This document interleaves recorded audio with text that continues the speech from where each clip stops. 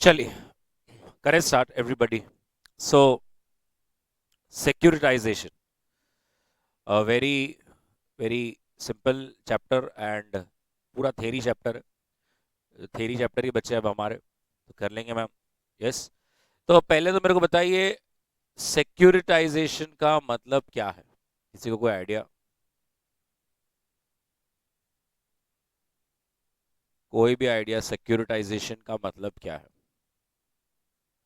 नहीं, not at all. कुछ idea नहीं क्या है ये, क्या कंसेप्ट ही क्या है, कुछ आइडिया नहीं. तो अभी मैं क्या करूंगा 15 मिनट में आपको पूरा कंसेप्ट बता दूंगा. उसके बाद आपको कोई भी क्वेश्चन कुछ भी रीड करो तुरंत समझ में आएगा. जबकि मैं हमेशा से मेरी इंटर की हर बैच में कहीं ना कहीं ये एक बार बता ही देता हूँ, बट शायद आप भूल गए होंगे तो फिर से एक बार कर लेंगे. ये HDFC बैंक है ना. और HDFC बैंक जब किसी को लोन देती है तो आपके हिसाब से वो कहाँ पर खड़ा होगा? सो HDFC बैंक ने मुझे लोन दिया है, तो मैं उनकी बैलेंस शीट में कहाँ पर हूँ? लोन्स एंड एडवांसेस में, असेट साइड में. ऐसा यहाँ पे. सो जब कभी भी HDFC बैंक किसी को भी लोन देगी वो उनके असेट साइड में खड़ा रहेगा. और उनके असेट साइड से एक चीज कम हो जाएगी. क्या? Obviously cash. बराबर है, वो पैसे दे रहे हैं आपको, तो पैसे कम हो जाएंगे और उसके जगह पर क्या खड़ा हो जाएगा? Loans and advances. अब सवाल ये उठता है, क्या आपको ये कभी पता चला या कभी आपके मन में आया, क्या कभी आपने ये सोचा कि कैश बैंक में खत्म होती क्यों नहीं है? आखिरी पड़ाव पर आ गए हैं हम लोग सीए की. हमें लोग अब देख रहे हैं कि ये बंदा है जो मेरे भविष्य को सुधार सकता है. सीए फाइनल मतलब एक अलग नजर से देखते हैं लोग तुम्हें. तो आपको कभी ऐसा ख्याल नहीं आया कि बैंक में कैश क्यों खत्म नहीं होती? अपने घर में भी होता है ना खत्म, कि नहीं होता? होता है. बैंक में खत्म ही नहीं होता है. आपने देखा होगा, अगर आप HDFC बैंक के सामने पूरा भारत भी खड़ा हो गया और ऑब्वियसली सबकी क्रेडिबिलिटी अगर है, लोन चुकाने की क्षमता है, तो बैंक बेरिया हम सबको लोन देंगे. कोई भी बैंक कितने भी लोगों को अनलिमिटेड अमाउंट, अनलिमिटेड वेज में लोन देने के लिए तैयार है. कैसे?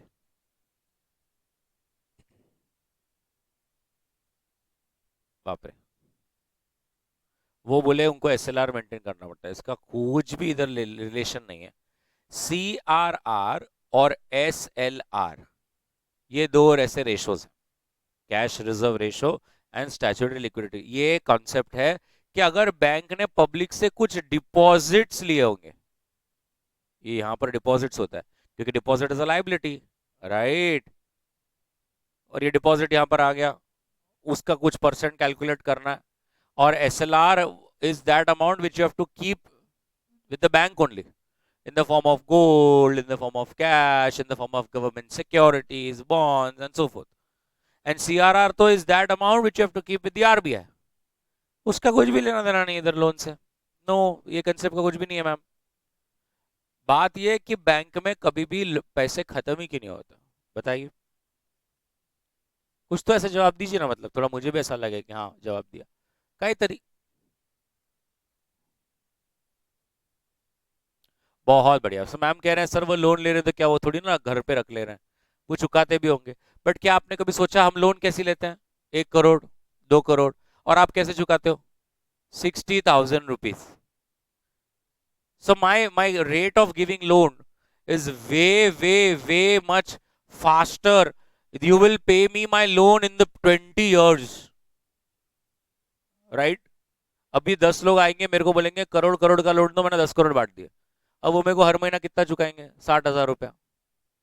उससे क्या होगा मेरा? बिल्कुल गलत. कि लोग चुका भी तो रहे हैं. नो, ये है ही नहीं. और बताइए, मजा आ रहा है.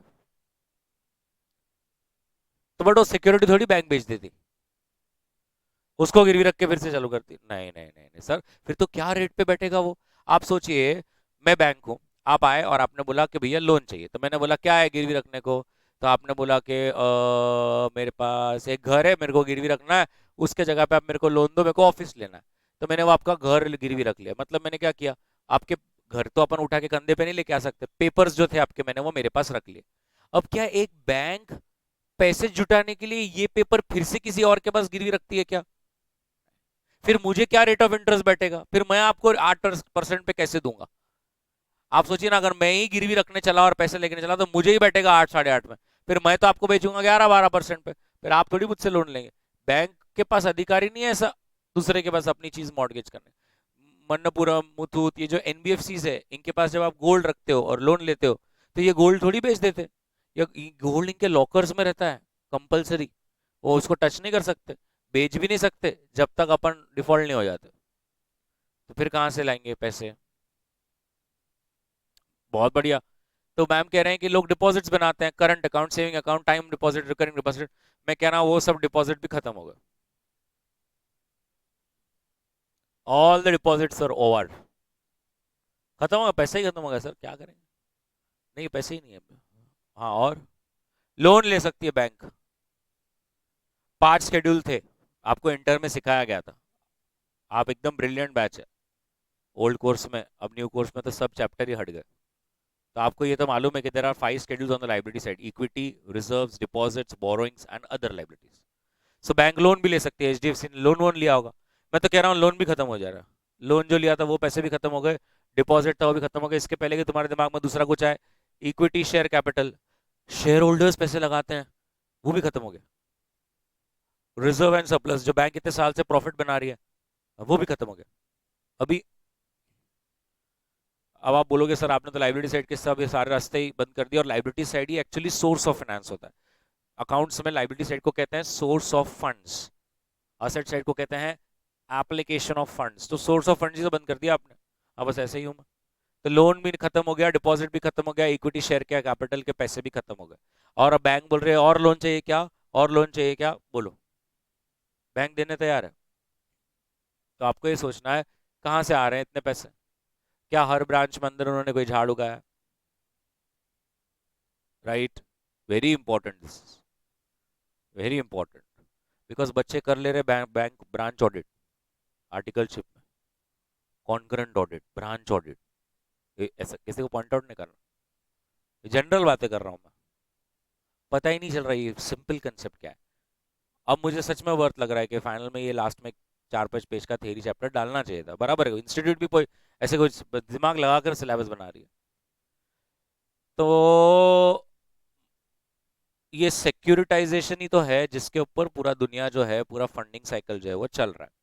अब ये सिक्योरिटाइजेशन क्या होता है? सिक्योरिटाइजेशन का मतलब है जब ये लोन्स एंड एडवांसेस, समझ लो ये लोन्स एंड एडवांसेस पूरे के पूरे होम लोन्स है, ये सारे के सारे होम लोन्स हैं। मैं इस पर आधा घंटा डालूंगा, बाद में मैं थ्योरी में डालूंगा नहीं। होम लोन्स है ये सारे। आप बिलीव नहीं करेंगे, ये सारे के सारे होम लोन्स एचडीएफसी बैंक एक सिक्योरिटाइजेशन कंपनी होती है, एआरसीज बोलते हैं उसको, उसको बेच देती है। सारे के सारे लोन बेच देती है सिक्योरिटाइजेशन कंपनी। सो अगर ये होम लोन 10 लोग हैं और सबने 10-10 करोड़ का लोन लिया था, तो ये टोटल 100 करोड़ का लोन है।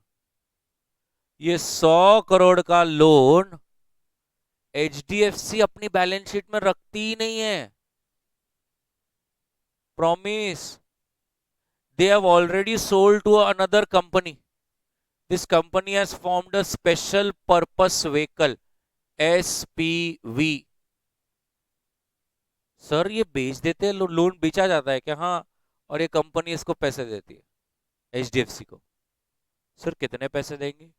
ये तुम्हारा एक चैप्टर है ग्रुप 1 में, एफआर में, फाइनेंशियल इंस्ट्रूमेंट्स, रटे हैं तुम पूरे, मुझे मालूम है ना, क्योंकि कोई एफआर अगर किया तो उसको ये मालूम ही रहना चाहिए था।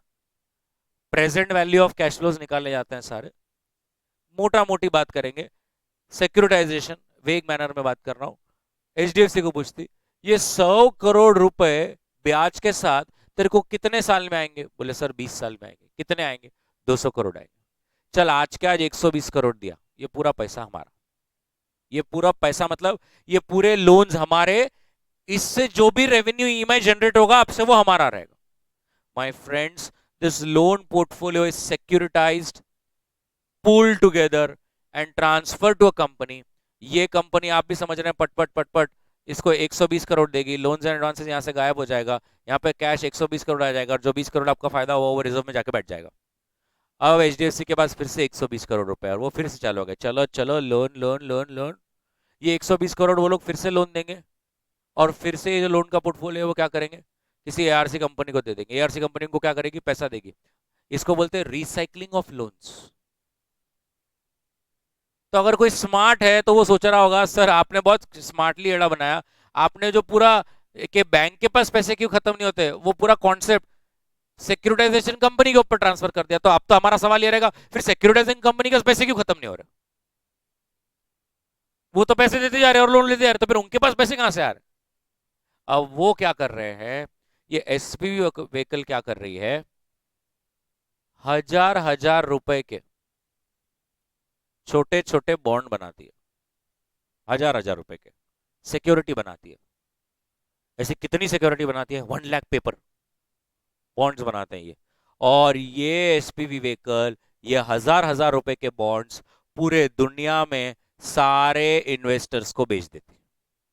बेच के जो पैसा आता है, obviously that is used to buy loans from the bank, and I hope you have understood, जो एसपीवी व्हीकल, जो वो 1000 रुपए का जो सिक्योरिटी है जिसको भी बेचा है, उसको बराबर से, क्योंकि अभी मेरे को नंबर से बात नहीं करना, मुझे थ्योरी सिखाना, वो बराबर से उतना ही रेट ऑफ इंटरेस्ट प्रॉमिस करती है। आई होप यू अंडरस्टैंड कि मेरे को जो एचडीएफसी के बोरोवर्स है उनसे जो पैसा आएगा, उससे कम पैसा मेरे को ये इन्वेस्टर को देना है, जो बीच का प्रॉफिट है वो एसपीवी का होता है। तो अब अगर आप देखेंगे, इस रिसाइकलिंग ऑफ फंड से दोनों का भला हो गया। लोन लेने वालों को लोन मिल गया, और जो इन्वेस्टर थे उन्होंने इन्वेस्ट कर दिया। कोई जाके कोई हजार हजार रुपए का बॉन्ड खरीदेगा, और कोई उसको पूछेगा इसका बैकिंग क्या है, इसका बैकिंग क्या है, इसका बैकिंग है ये होम लोन्स। ये होम लोन्स पे जो ईएमआई आएगा ना, उसी से आपके बॉन्ड पर ब्याज चुकाया जाएगा, और उसी से आपकी प्रिंसिपल अमाउंट चुकाई जाएगी। Is this clear? सबको समझ में आया? यस, बहुत बढ़िया, अभी आगे आएंगे हम।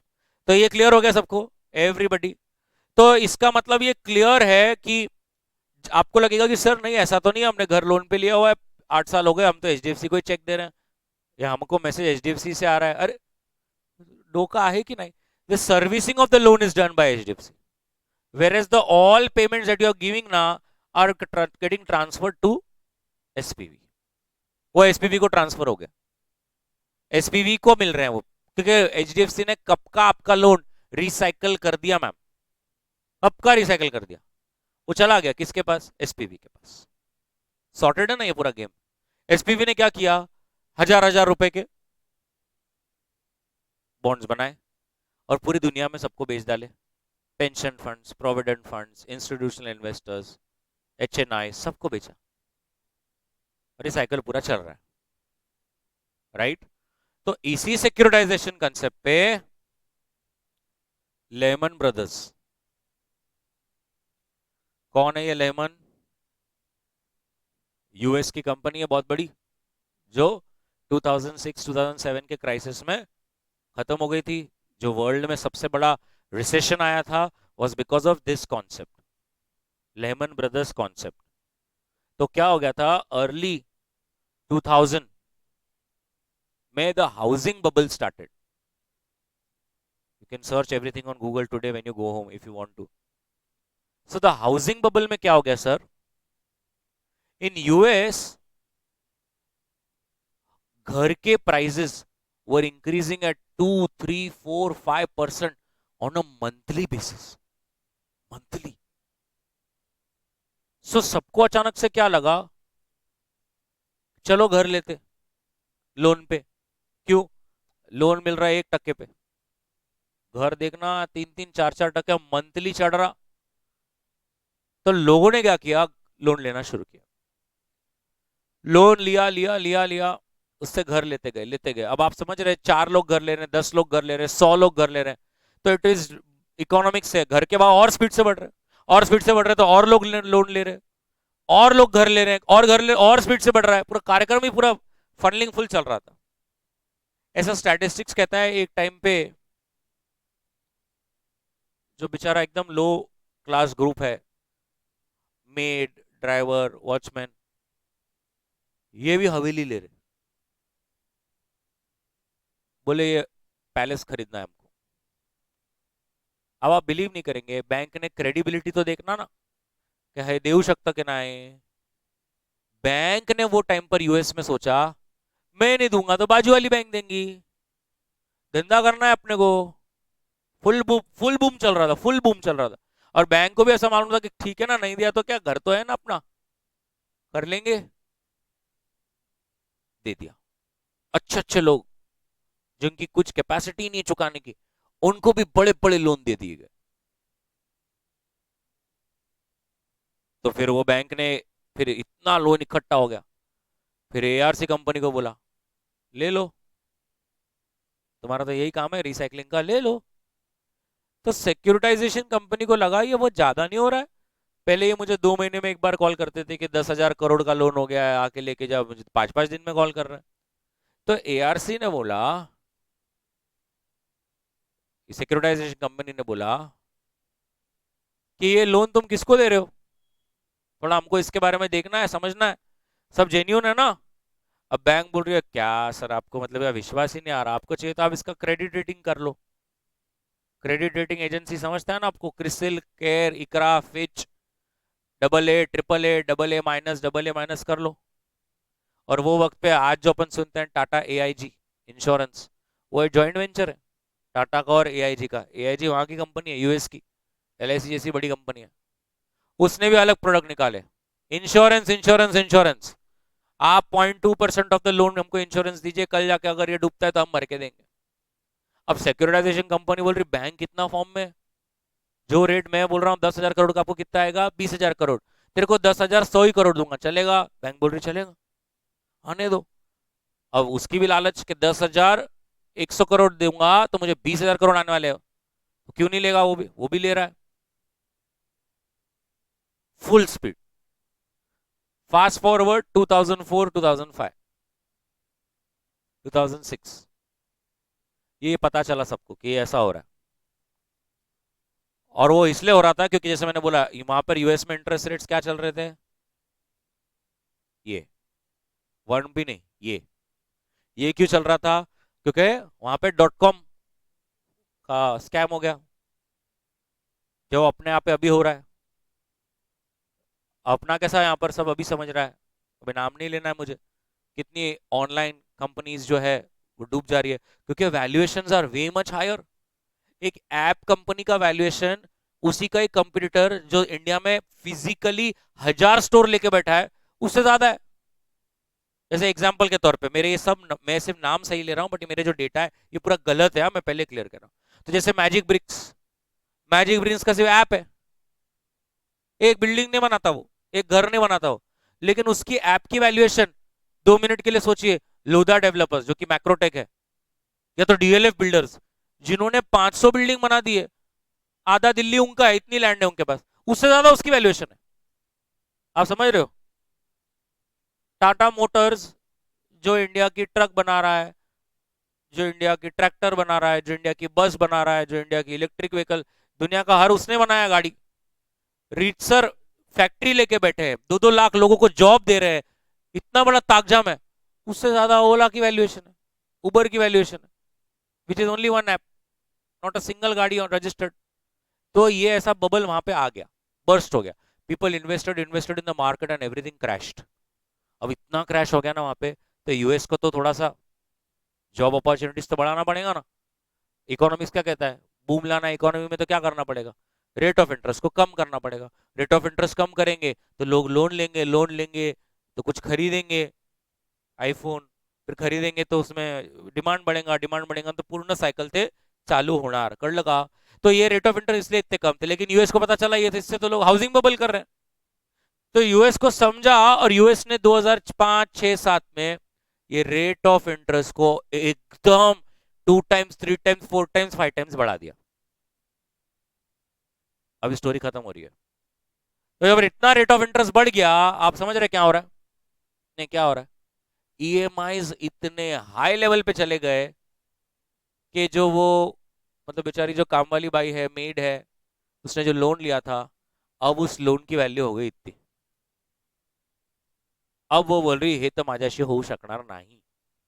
तो उसने क्या बोला, चलो घर बेचो। और समझिए कैसा होता है डोमिनो इफेक्ट। अब घर बेचती और बाबा ये लोन चुकाते, अपने से होगा नहीं। ऐसा इसके साथ नहीं हुआ, बहुत सारे लोगों के साथ हुआ। Now understand what is happening. Everybody is selling home, सब बेच रहे। एक मिनट, सब बेच रहे तो खरीद रहा कोई नहीं। अब जब सब बेच रहे तो इकोनॉमिक्स क्या कहता है, घर के भाव खन खन खन इतना स्पीड में नीचे जा रहे हैं। एक ऐसा टाइम आ गया कि आपके ऊपर 100 रुपए का लोन है और घर की वैल्यू 50 भी नहीं है। अब कौन है ऐसा पागल जो 50 रुपए के घर के लिए 100 रुपए चुकाएगा। लोगों ने बोल दिया आई क्विट। अब आई क्विट हुआ ना सबसे पहले, तो आप समझिए प्रॉब्लम किधर आया। प्रॉब्लम इधर आया कि ईएमआई आने बंद हो गए। ईएमआई आने बंद हो गए तो ये जो भी बैंक थी उसके पास पैसे नहीं थे। अब आप समझिए, बराबर वो सिक्योरिटाइजेशन कंपनी उसको बोल रही है, हाँ किधर है ये महीने का ईएमआई। तो बोले वो नहीं है, वो नहीं है। अब अगर इसके पास ही पैसे नहीं रहेंगे, माय फ्रेंड्स, इसने जो वो हजार हजार रुपए के बॉन्ड्स जो पूरे वर्ल्ड में एक एक provident fund, pension fund, insurance fund, सबको बड़े बड़े इंस्टीट्यूशनल इन्वेस्टर्स को चिपकाए थे, जो लोगों ने इन्वेस्ट किए थे, ऑटोमेटिक वो सब पे डिफॉल्ट हो गया। और अगर वो सब पे डिफॉल्ट हो गया तो पूरे वर्ल्ड का पैसा डूब गया, और पूरे वर्ल्ड का पैसा डूब गया तो पूरे वर्ल्ड में ग्लोबल रिसेशन आ गया। बताइए कितना क्लियर समझ में आ रहा है। इससे क्लियर कोई बता ही नहीं सकता। Are you getting this. जब ये सिक्योरिटाइजेशन कंपनी वो एआईजी के पास गई, ए तूने इंश्योरेंस दिया था, तो एआईजी ने बोला आई क्विट। क्योंकि उसने बोला मुझे मालूम ही नहीं था इतना, इतने बड़े पहले लोग, इतने बड़े पूरी इकोनॉमी का पूरा आ जाएगा मेरे पे। हमको लगा एक हाथ दो कुछ रहेगा तो कर लेंगे, खत्म खत्म। That's a big trouble. Lehman Brothers का क्यों बैंड बज गया? बिकॉज लेमन ब्रदर्स ने बहुत सारे ये जो असेट्स हैं जो पूल करके सिक्योरिटाइज कर देने चाहिए थे मैम, उसने ये टॉक्सिक असेट्स अपनी असेट साइड में ही रहने दिए। And I hope you understand.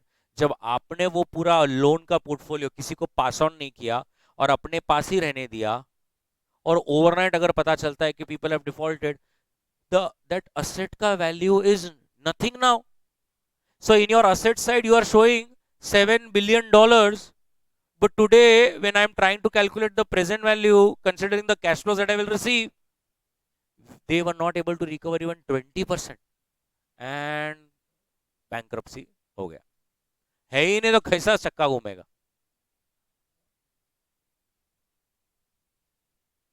किसको? There are two types, recourse and non-recourse.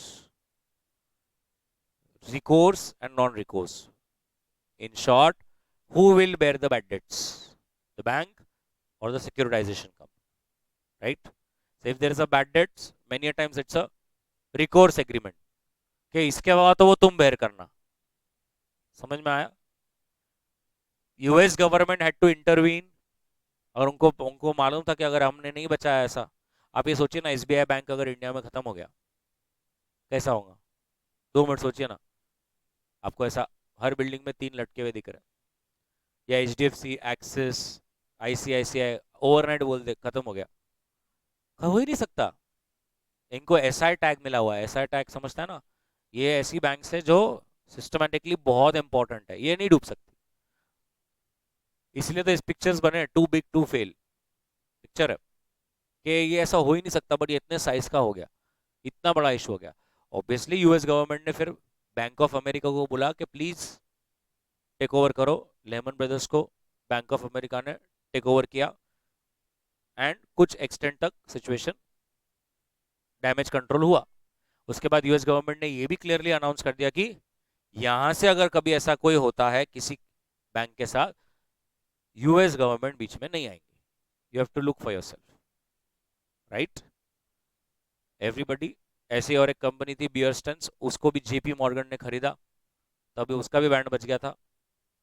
तो ये होता है आपका securitisation concept. Is this clear everybody? अब आपको पूरा चैप्टर मैं बोलूँ ना समझ ही आ गया है। अब आप अगर आप अब ये मेरा जो 20-25 मिनट का स्टोरी है ये सुने बिना अगर आप पढ़ते ना तो आपको कुछ नहीं समझता, बट अभी तो मैं एकदम मतलब ऐसा गारंटी बोल सकता हूँ कि आपको समझ में आएगा। ध्यान से देखना आप यहाँ पर क्या बोल रहे हैं वो।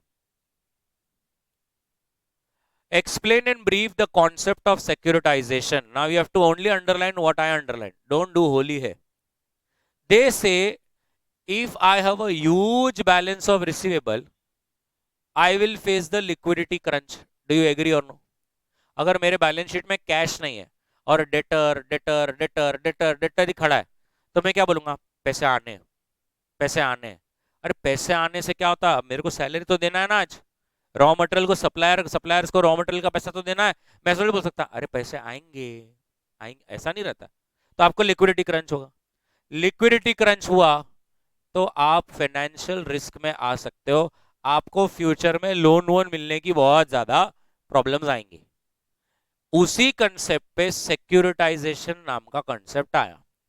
अब सिक्योरिटाइजेशन का मतलब है सारे इलिक्विड असेट्स को पूल करो, पूल करना और मार्केट कर देना, मतलब उनको रीपैकिंग करना और मार्केटेबल सिक्योरिटीज में कन्वर्ट कर देना।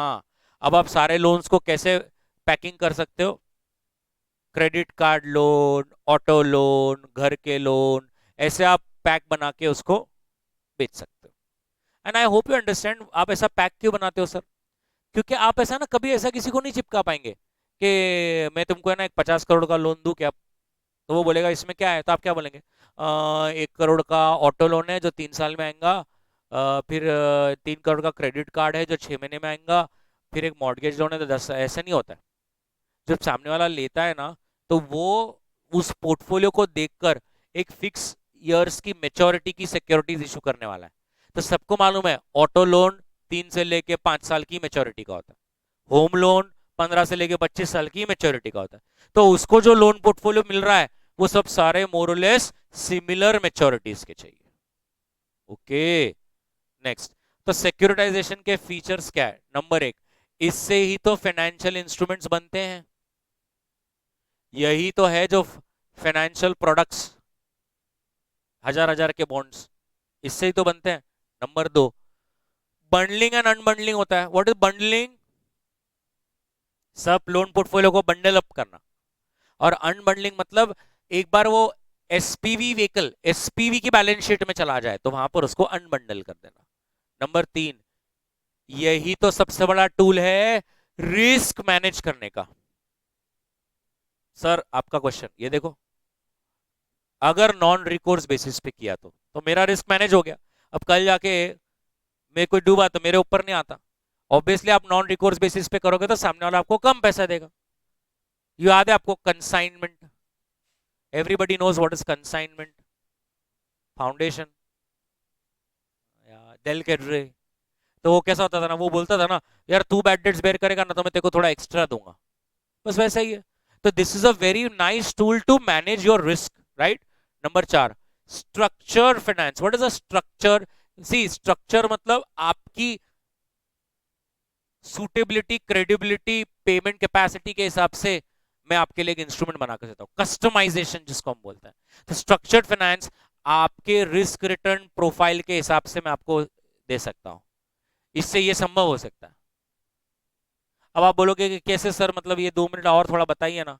अभी जैसे फॉर एग्जांपल मेरे को अगर कभी इन्वेस्ट करना है ना, मैं ऐसा ही मेरा एग्जांपल देता हूँ। छोटा ही अमाउंट रहता है, 1000-2000 रुपए मुझे इन्वेस्ट करने समझो। तो मैं ऐसे इंस्ट्रूमेंट में कभी इन्वेस्ट नहीं करूंगा जहां पे मेरे को ईयरली कुछ ना कुछ मिले। मेरे को ऐसा ही चाहिए कि मेरे को डायरेक्ट मेच्योरिटी पे ही पैसा मिलना चाहिए, मुझे बीच बीच में नहीं चाहिए। बीच बीच में करूंगा तो I hope you understand there is a risk known as reinvestment risk. Now what is the reinvestment risk? If I invest 1 lakh rupees somewhere, I will be more than happy if they give me 1 lakh something something after 5 years। But if they tell me ना sir आपको है ना 11,000 रुपए ना हम हर साल देंगे और फिर 5 साल बाद आपके 1 लाख रुपए देंगे, तो अब जो 1 साल बाद 11,000 आएगा किधर इन्वेस्ट करूं? Will there be opportunity to invest after 1 year at the same rate which is going abhi? Will there again be an opportunity at the end of second year giving me the same rate which is going on abhi? तो मेरे लिए री investment risk पैदा हो जाता है। कुछ लोगों को ऐसा स्ट्रक्चर चाहिए कि बाबा नहीं, बाबा मेरे को पूरा मेच्योरिटी में नहीं चाहिए, मेरे को पूरा मेच्योरिटी में नहीं चाहिए, मेरे को कब चाहिए, मेरे को हर साल चाहिए, मेरे को हर साल दो, क्योंकि उसको रेगुलर इनकम स्ट्रीम भी चाहिए। सब ऐसा स्ट्रक्चर फाइनेंस आता है अभी अपने, मतलब मुझे मालूम नहीं है, हो सकता है आपके मॉम डैड ने किया होगा, अपने यहाँ पे बहुत चल रहा है अभी स्ट्रक्चर्ड फाइनेंस। सबको स्ट्रक्चर्ड फाइनेंस क्यों चाहिए? इजी मेंटेनेंस, इजी चीज के लिए। समझ में आ रहा है क्या?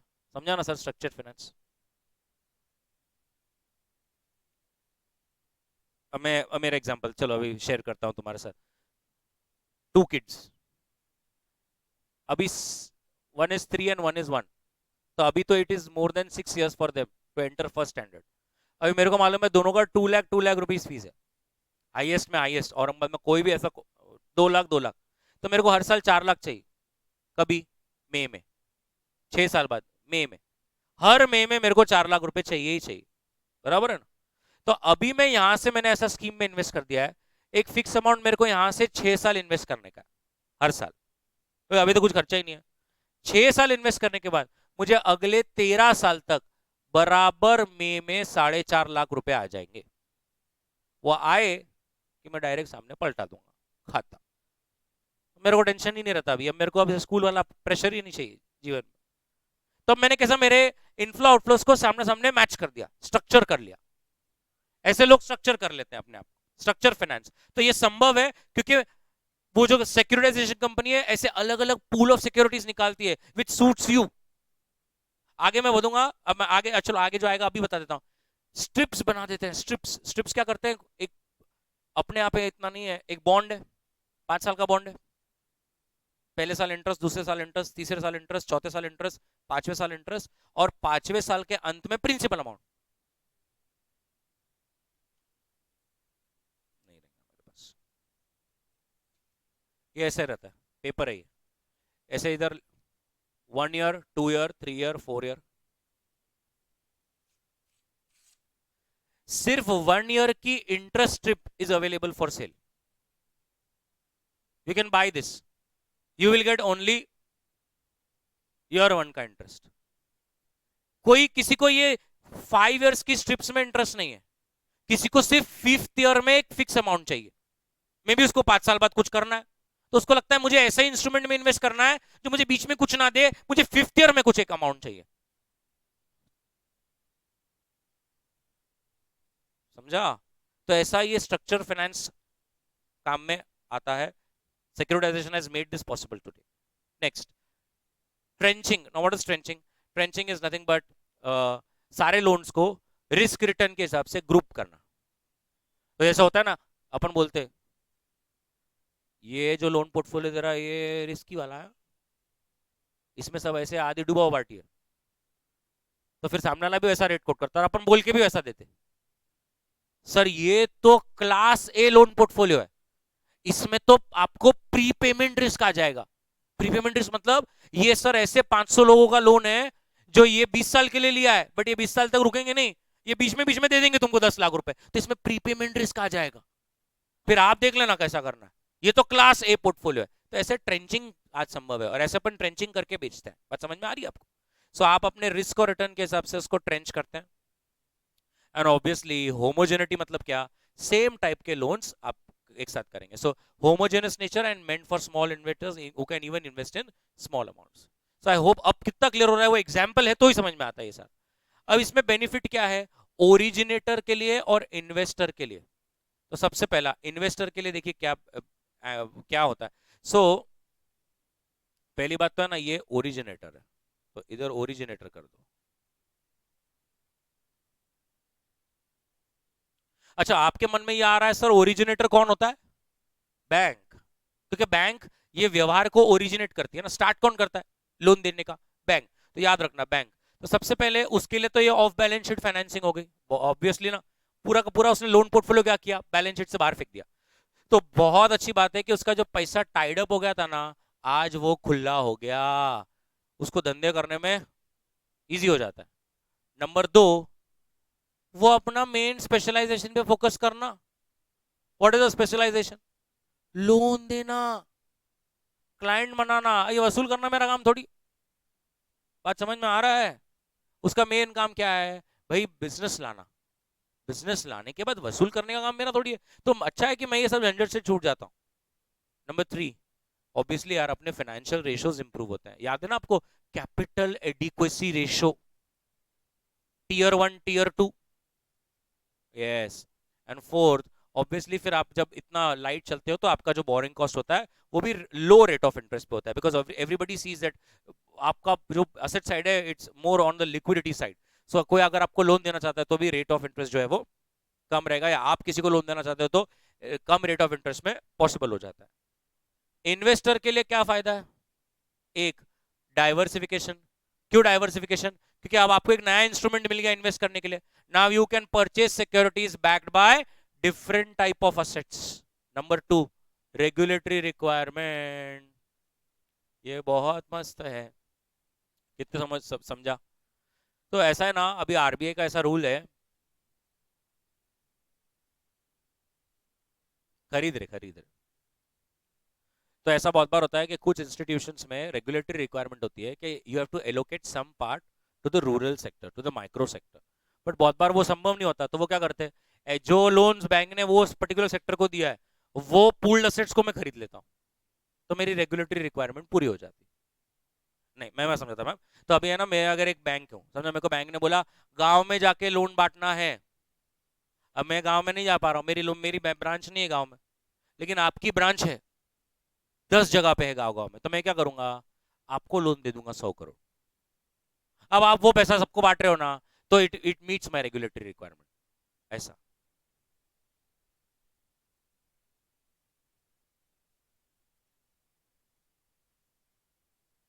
किसने बोला गवर्नमेंट ने वे ऑफ किया? हाँ, तो गवर्नमेंट हैज टू पे ना। गवर्नमेंट हैज टू पे। वेव ऑफ मतलब ऐसा नहीं कि एसबीआई अभी धक्का खा लो। गवर्नमेंट हैज टू पे। गवर्नमेंट को क्या फर्क गिरता? गवर्नमेंट बजट में खड़ा कर देती। अभी इसी अपने को कोई जैसा किसी से लेना देना नहीं है। कर्नाटका में अभी कांग्रेस वन ना, सो कांग्रेस वन, तो what is the major announcement that they did, if you are reading the newspapers? नहीं नहीं, अभी मेन एक जो उन्होंने किया, नहीं, अच्छा, विमेन को फ्री ट्रैवल इन बस। ये बहुत ज्यादा इशू हाईलाइट हुआ कि विमेन को फ्री ट्रैवल। अभी आज एक रिपोर्ट आया है कि लास्ट 40 डेज में 12 crore women have travelled through the bus, जिसका टिकटेबल वैल्यू साइज है 297 crore.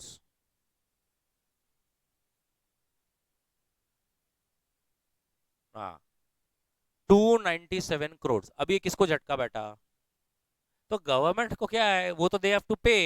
What will happen is they will incorporate it in their budget, कि इतना हमारा डेफिसिट में चल रहा है। ऐसा मतलब इनडायरेक्टली वही तो सब समझाने की कोशिश कर रहे हैं कि nothing comes for free. What will happen, आपका स्टेट गवर्नमेंट का बैलेंस शीट पे चढ़ गया हो, even the central government can start giving you things. उससे होगा क्या? बजट अपना डेफिसिट में जाएगा। सबको मालूम है बजट डेफिसिट गया तो क्या करना पड़ेगा, बोरो करना पड़ेगा। बोरो करेगा तो कर चढ़ेगा, किस पे चढ़ेगा? आप और अपने ऐसे टैक्स पेयर्स पे। इसीलिए जो टैक्स पेयर है वो भड़कता है ना कि तुम यार ये क्या कर रहे हो, मतलब हम लोग टैक्स दे रहे हैं और आप फ्री में दे रहे हो ऐसे कुछ लोगों को जो टैक्स ही नहीं भर रहे। तो चलो नहीं भर रहे, कोई बात नहीं, फुकट जी रहा है वो धरती पे, that is completely okay. But at least उसको कोई और तो ऐसा जो जहां पे आप उसको सर्विस के लिए चार्ज कर सकते हो, फ्री में मत दो। तो ये burden is only getting shifted from one person to another, but burden तो है। Next, protection against default. So obviously again what is important here to understand is the recourse arrangement, right? So if there is a recourse, then obviously there is a protection. Another option is you can get an insurance. So underline insurance, आप insurance भी ले सकते हैं, right? तो ये सारी चीजें आपको सिक्योरिटाइजेशन हेल्प करता है। अब एक क्वेश्चन आता है कि ये पूरी सिक्योरिटाइजेशन में कितने लोग हैं, कौन कौन लोग इन्वॉल्व है? तो सबसे पहला कौन है? ओरिजिनेटर, ये वही एंटिटी है जो असेट्स बेचती है। अच्छा, किसको बेचती है? एसपीवी को, राइट। सेकंड, एसपीवी को ट्रांसफर करने के बाद लीगल टाइटल किसके पास होता है? एसपीवी के पास। और वो इसको क्या यूज करता है? सिक्योरिटाइजेशन के लिए। और ये क्यों किया जाता है? To remove the asset from the balance sheet of originator. Originator की बैलेंस शीट से वो असेट को निकालने के लिए। तीसरा व्यक्ति इंपॉर्टेंट कौन है? इन्वेस्टर, जो आपके सिक्योरिटीज खरीदता है। और वो कौन है? वो इंडिविजुअल है, वो इंस्टीट्यूशनल है, mutual fund, provident fund, insurance fund. हर वो व्यक्ति जो पार्टिसिपेट करता है वो आपका इन्वेस्टर है। याद रखना, इसमें एग्जाम में से ऐसा दिक्कत आ जाती है। क्वेश्चन यहाँ पे है प्राइमरी, ये तीन प्राइमरी है, और नेक्स्ट क्वेश्चन में है सेकेंडरी। बाद में तुम मिक्स कर देंगे तो मुझे डर लग रहा है,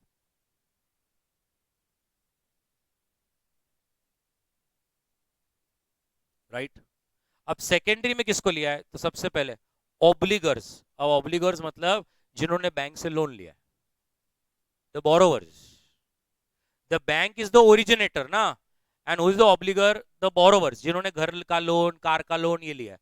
so is they owe money to the firm and are actually the assets of originator, and that same amount is due from obligor and transfer to SPV.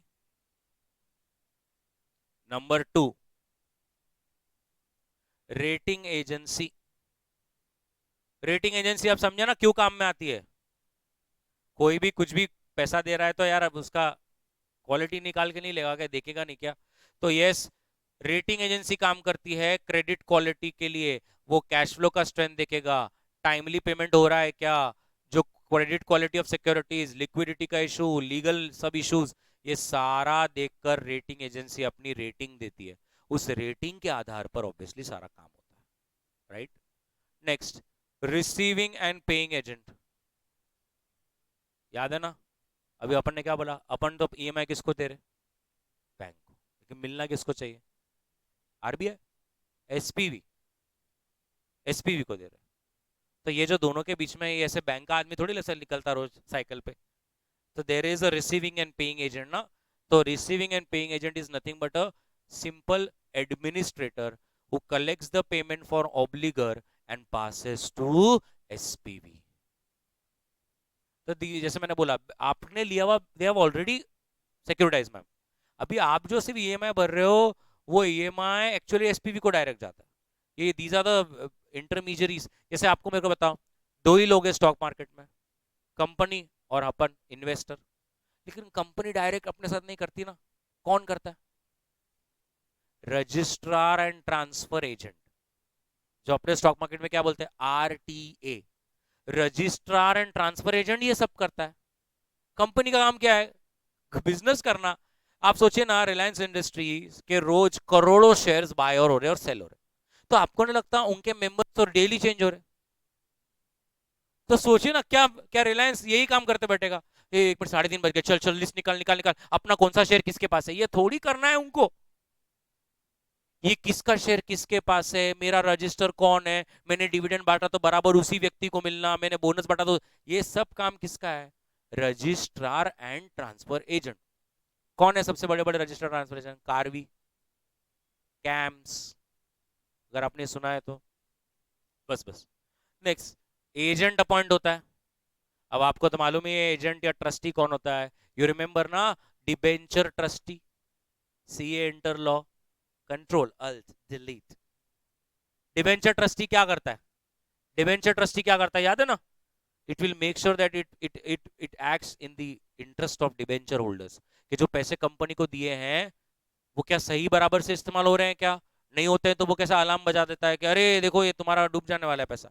वो सीधा जाके, जाने दो।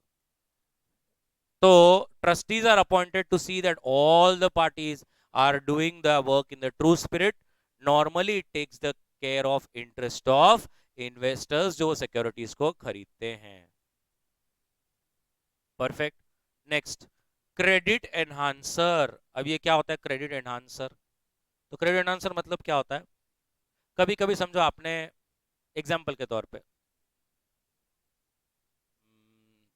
ठीक है, तो आपने कभी लोन के लिए अप्लाई किया समझो, और सारा हो गया, बट बाद में एंड में एक बैंक की तरफ से क्वेरी आ रही है कि सर हमको ना क्रेडिट एनहांसर लगेगा।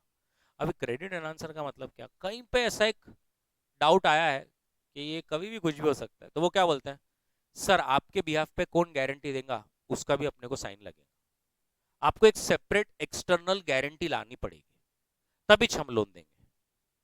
समझ में आया एवरीबडी? तो that extra credit guarantee that you bring, जो वो व्यक्ति देता है, उसको बोलते हैं क्रेडिट एनहांसर। तो रूल है, they seek additional comfort in the form of credit enhancement, originator or third party will provide this additional guarantee known as credit enhancer. When the originator gives the comfort, the third party provides it in the form of bonds, and obviously that bonds will get active only when there is a default. Next, and now you know who is a structurer.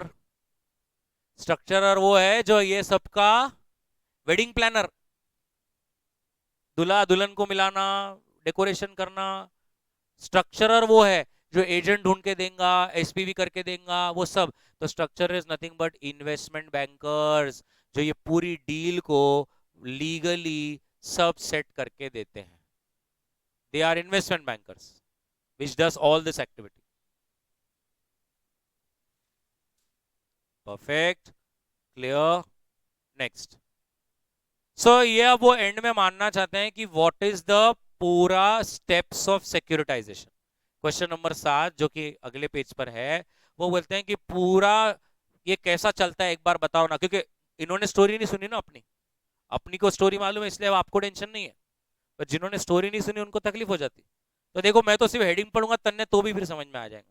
सबसे पहले वो बोलते हैं pool of asset बनाओ, और ये देखो मैंने क्या अंडरलाइन किया, सही है कि नहीं? पूल बनाते वक्त क्या करना चाहिए? सिमिलर सिमिलर टाइप के लोन साथ में लाना।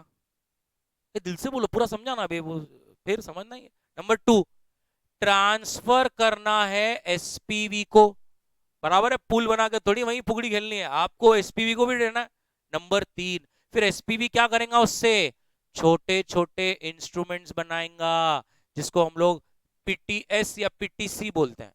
अभी उसका क्या है हम आगे देखेंगे। पीटीएस और पीटीसी बनाते हैं, पास थ्रू सिक्योरिटी और पे थ्रू सर्टिफिकेट्स। और ये सारी चीजों का एडमिनिस्ट्रेशन, पूरा प्रिंसिपल को कलेक्ट करना, इंटरेस्ट को चुकाना, सर्विसिंग ऑफ द असेट जिसको बोलते हैं, that activity starts, right? Once that starts, obviously you have to decide who will bear the default. Default हुआ तो कौन भरेगा?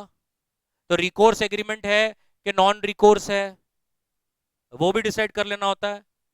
ऑब्वियसली एसपीवी अपना पैसा, पूरा इंटरेस्ट और प्रिंसिपल, वो जो असेट पूल किया था ना, उसमें से उनको चुका देगी लास्ट में। और क्रेडिट रेटिंग करना जरूरी होता है before the sale of such security starts. So this is the major steps that are happening: pooling of assets, selling that to SPV, getting a credit rating, signing an agreement with respect to recourse कि कल जाके कुछ हुआ तो तेरे पास देंगे, the whole administration part of collecting, and ultimately the SPV vehicle will repay the principal and interest amount to those people who have bought that security. Next, problems क्या है सिक्योरिटाइजेशन में, स्पेसिफिकली इंडिया को लेके, Indian scenario में क्या problem है? ये देखो, ऐसा थोड़ी होता है। हाँ,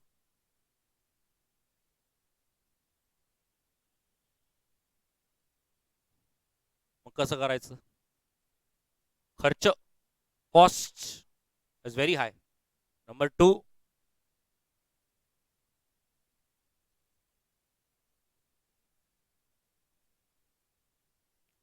टैक्सेशन में बहुत ज्यादा कंफ्यूजन।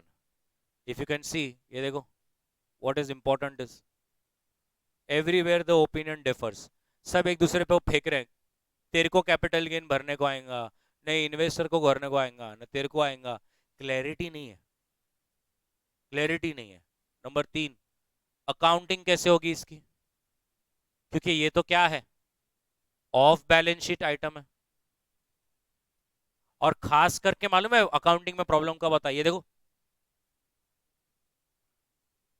फिर जब रिकोर्स है तो मैं समझ सकता हूं कि बैड डेट्स हुआ तो मेरा, अभी ऑफ द बैलेंस शीट है, नॉन रिकोर्स है, तो इसकी अकाउंटिंग ट्रीटमेंट कैसे होगी। तो अकाउंट्स का इशू है, टैक्स का इशू है, खर्चे बहुत है, और जिसको बोलते हैं ना एसओपी नहीं है, स्टैंडर्ड प्रोसीजर नहीं कि ये ऐसे स्टेप्स में, सब अपने हिसाब से कस्टमाइज वे में चल रहा है। सो डॉक्यूमेंटेशन का कोई ढंग का फॉर्मेट नहीं है। अगर होता तो सबको मालूम पड़ता कि ये फॉर्म लेना है, ये इधर करना है, ये ऐसा करना है, ये ऐसा करना है, ऐसा कुछ भी नहीं है।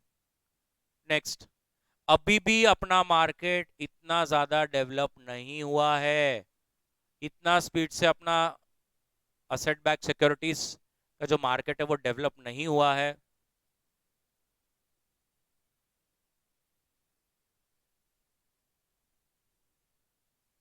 एंड फोर क्लोजर स्पेसिफिकली कब, जब डिफॉल्ट हो जाता है, तो उसका कैसे करने का, जो आपने मॉर्गेज रखा है लीगली, अब आप वो किसको ट्रांसफर करेंगे। बट आपको ये मालूम है क्या, अगर आपने गोल्ड गिरवी रखा और किसी को लोन दिया और उसने डिफॉल्ट किया, तो ऐसा नहीं है कि आपने फोन किया कल तक पैसे नहीं आए तो तेरा गोल्ड बेच दूंगा। अरे करके दिखाओ, तुम ही जेल में चले जाएंगे। There are a lot of foreclosure laws. There are, you remember, even in small sale of goods act, they have clearly stated ऐसा ऐसा हुआ, फाइंडर हुआ, फाइंडर ऑफ गुड्स उसने नहीं दिया, पहले उसको नोटिस दो, फिर उसको बोलो, फिर नहीं मिलता है तो ऐसा करो, फिर मिलता है तो एक्सपेंसेस काट के दो। सो ऐसे बहुत फोरक्लोजर लॉज में इश्यूज है। पता ही नहीं चल रहा है एंड में कि अगर कभी जल्द के डिफॉल्ट होता है तो मॉर्गेज जो चीज़ है उसका कैसे और क्या करना चाहिए। क्लियर, पक्का। These are some of the problems that are there in the securitisation. The last, pass through certificates and pay through security. Now what is the difference? Please underline पहले यहाँ पर।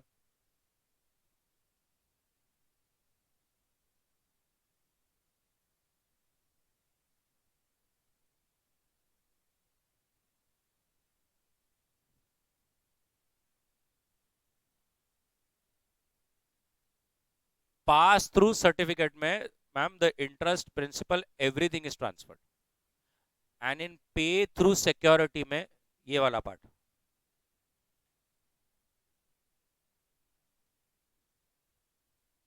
अलग अलग, अलग अलग। सो पहले ऊपर देखेंगे, ये देखो अभी इधर, since all cash are transferred every investor has a proportional interest, it is a direct route, all the securities are terminated simultaneously, and the skewness occurs in early stage if principal is repaid. Skewness, kurtosis पता है ना सब, normal distribution, तो वो fat tales, मतलब ये ऐसा फिर ऐसा हो जाएगा वो ऐसा।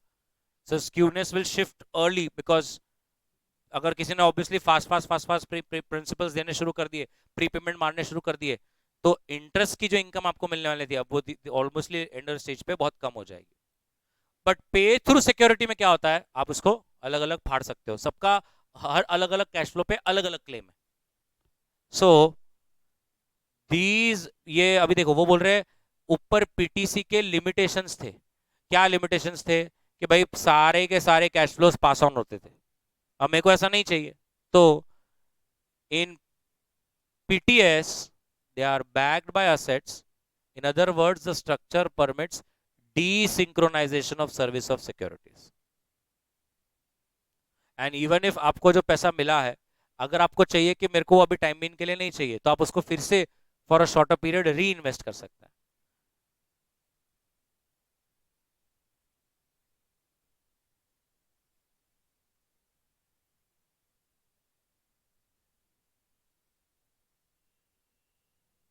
ये देखो, और इसमें एक अच्छी बात क्या है, in that you can issue several debt tranches with varying maturities, जिसको जैसा चाहिए वैसा स्ट्रक्चर्ड वे में, उसके हिसाब से।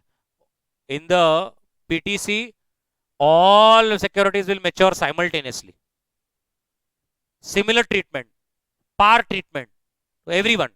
But when I say it is PTS, then there is a customization that is available. स्ट्रिप्ट का मतलब अब आप दो अलग अलग सिक्योरिटी बेच सकते हो, इंटरेस्ट ओनली, प्रिंसिपल ओनली। याद है ना आपको, अगर बुलेट पेमेंट नहीं चाहिए मतलब प्रिंसिपल सिक्योरिटी नहीं लेने का, और आपको री इन्वेस्टमेंट रिस्क नहीं चाहिए तो इंटरेस्ट नहीं लेने का।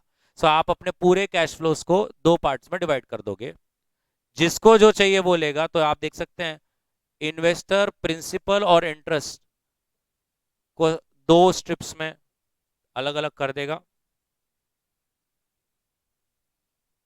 ये देखो अब यहाँ पे क्या क्या समझाने वाली बात है, क्या है, holder of interest security will only receive interest and holder of principal security will only receive principal. Investor point of view से, इन्वेस्टर ने अगर आईओ सिक्योरिटी लिया है तो उसको सिर्फ इंटरेस्ट ही मिलेंगे, और अगर इन्वेस्टर ने पीओ सिक्योरिटी लिया है तो फिर उसको सिर्फ प्रिंसिपल मिलेंगे। ये कितने लोगों को समझ रहा है? इधर देखो,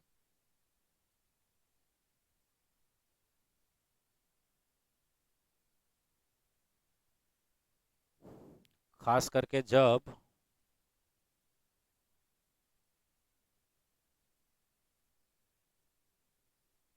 ये कितने लोग मेरे को समझा सकते हैं?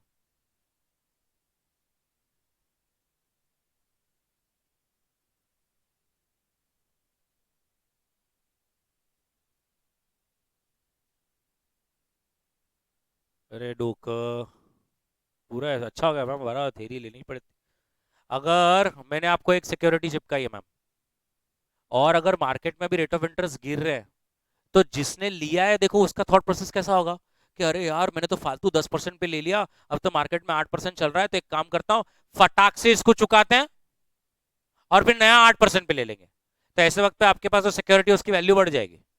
बट अगर ऑब्वियसली रेट ऑफ इंटरेस्ट चढ़ रहे हैं, तो जो लोन्स आपने चीपर रेट पे ले रखे थे, लोग अब उसको क्या करेंगे, आराम आराम से चलने देंगे, तो ऐसे वक्त पे उसकी जो वैल्यू है वो गिर जाएगी।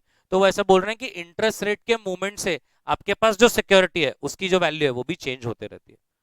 ऑब्वियसली अभी देखो आयो क्या रहेगा, मतलब इंटरेस्ट ओनली सिक्योरिटी, उसकी वैल्यू क्या हो रही है?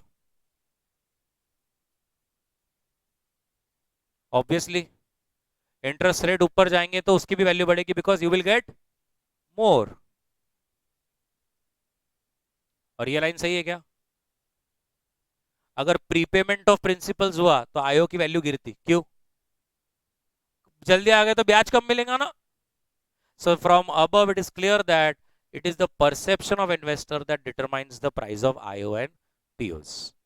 तो थोड़ा सा IO POs risky है, because obviously it all depends on how the interest rates will move and what is your perception. तुम्हें क्या लगता है फ्यूचर में इंटरेस्ट रेट कैसे घूमेगा, उसके ऊपर सारा निर्भर रखता है।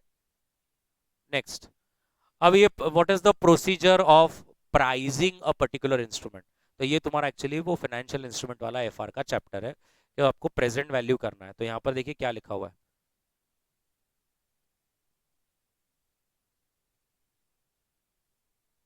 कौन बताएगा मेरे को? ये पहले पहले सिर्फ इतना ही पढ़ना है, फ्रॉम एन ओरिजिनेटर्स एंगल।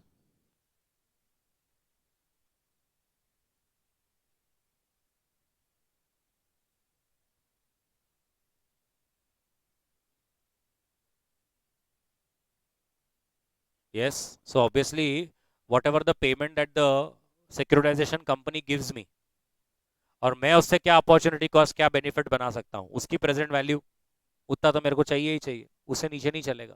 और इन्वेस्टर एंगल के परस्पेक्टिव से इन्वेस्टर क्या करेगा, वो बोलेगा तुम मेरे को जो असेट दे रहे हो उससे जो मेरे को कैश फ्लोज आएंगे मैं उसको डिस्काउंट करके, तो जैसे अपन मर्जर्स में देखते हैं अक्वायरर और टारगेट दोनों अपना अपना एक नेगोशिएशन रेंज लेकर आता है, वैसे यहाँ पर वो बोल रहे हैं कि तुम क्या रेंज लेकर आओगे और मैं क्या रेंज लेकर आऊंगा।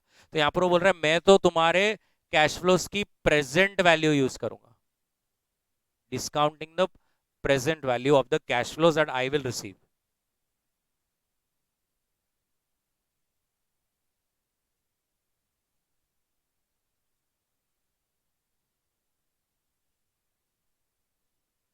डिस्काउंटिंग के लिए वो बोल रहे हैं जो रेट यूज करेंगे, the rate that you will use is the rate that is अभी के लिए time been ongoing on the marketable securities. दो आप क्रेडिट क्वालिटी के हिसाब से वो क्लियर कह रहे हैं, इसको एडजस्ट कर सकते हैं। You remember capital budgeting and risk analysis, where you take the WACC of the company as a discounting factor, but if you feel that the project is more riskier, then you can add RADR method, then you can add some rate to that particular discounting factor so that आप उसको बराबर से कर सको। तो बोलते हैं marketable securities पे अभी जो रेट चल रहा है वो ले सकते हैं, बट अगर आपको लगता है कि सामने वाला जो आपको लोन पोर्टफोलियो दे रहा है थोड़ा सा रिस्की है, तब अपना डिस्काउंटिंग फैक्टर जो है वो बढ़ा भी सकते हैं। क्लियर? लास्टली, भारत में सिक्योरिटाइजेशन कैसे चल रहा है? तो सबसे पहले सिटी बैंक ने ये कंसेप्ट भारत में लाया, और खास करके ये आया था ऑटो लोन्स के ऊपर।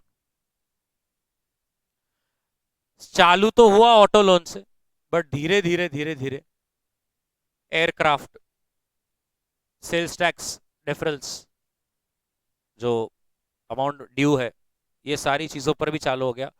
इसको एंकरेज करने के लिए सरकार ने सरफासी एक्ट लाया है ना, आपको डिलीट हो गया अब है कि वही बोल रहा हूँ, पहले था, आपको नहीं मालूम है, फाइनल में ये एक्ट था, पिछले 6-7 अटेम्प्ट से लोग पढ़ रहे हैं, बट आप एक लकी बैच हैं और ऑब्वियसली अब आपको वो हट गया है। सो ये क्यों किया गया था? To tackle the issues of NPA. तो कितने लोगों को मालूम है अभी, जैसे फॉर एग्जांपल किसका बहुत ज्यादा चल रहा है ये सिक्योरिटाइजेशन? रोज पेपर में आ रहा है, आज ये कर रहे हैं, आज वो कर रहे हैं, आज ये कर रहे हो, नहीं? पिरामल, पिरामल पता है? मिस्टर मुकेश अंबानी के समधी, ईशा अंबानी के हस्बैंड के पापा, हस्बैंड भी पिरामल ही छे, पापा भी पिरामल ही रहेंगे। It is so nice. तो पिरामल हेल्थ केयर बहुत बड़ी कंपनी है, बट उन्होंने बहुत डाइवर्सिफाई कर दिया। Piramal real estates, Piramal NBFC में है, तो उन्होंने बीच में अभी DHFL सुना है आपने, उसको खरीदा। डेली वो अपनी बुक्स को क्लीन कर रहे हैं अभी। बुक क्लीनिंग मतलब क्या? असेट साइड में दिख रहा 2000 करोड़ का लोन है, कंफर्म है नहीं आने वाला, कंफर्म, वो खुद बोल रहे नहीं आता। तो अभी उनका ऑक्शन चल रहा है, 2000 करोड़ का लोन 30% पे दे देंगे।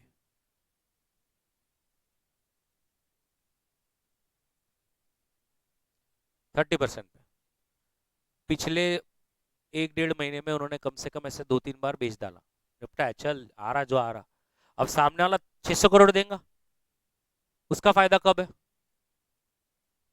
जब वो उससे वसूल कर पाए। 600 के ऊपर जो वसूला वो उसका फायदा है। तो अगर आपको लगता है कि जो कंपनी डूबी है उससे अपन 600 करोड़ से ऊपर ले सकते, तो लेने का ही है, ये आप ले सकते, आप भी ले सकते। 30% पे दे रहा हो, इसको बोलते हैं विद 70% हेयर कट, ऐसे टर्मिनोलॉजी बात करते हैं। ऐसा ऐसा यस बैंक ने कितने सारे लोन्स का किया, that we are ready to give this loan at 85% haircut, 15%। 5000 crore मैंने दिए हैं उसको भैया, 750 करोड़ में दे रहा हूं, चल ले लो ले लो ले लो ले लो। अभी देखो जिसके पास कैपेसिटी है वसूलने की वो वसूलेगा, राइट? ज्यादा नहीं करना। ओके एवरीबॉडी, सो ऐसा है। एज मेंशन्ड, दो इनिशियली जैसे हमने बोला ऑटो लोन से स्टार्ट हुआ था, ये एक बहुत बड़ा सोर्स चालू हो गया for micro finance and NBFCs, एंड आजकल तो कमर्शियल मॉर्गेज भी चल रहा है। The importance is the scenario of securitisation, जो आज आईसीआईसीआई, एचडीएफसी और NHB as a few dominating players, obviously guys तभी तो वो इतने बड़े लेवल पर आज फंडिंग कर रहे हैं, लोन्स दे रहे हैं।